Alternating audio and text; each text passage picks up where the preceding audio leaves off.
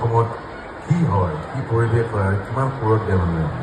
আৰু মেলোডি ইয়াত এতিয়াও আছে, মৰম ইয়াতে এতিয়াও আছে, আৱেগ এতিয়া ইয়াতে এতিয়াও আছে, সেইটো দেখুৱাবলৈ। এনেই এইটো বাদ দিয়ক বাৰু, মোৰ শুনিবলৈ মন গৈছে। গাবনে লাইন? অ'কে।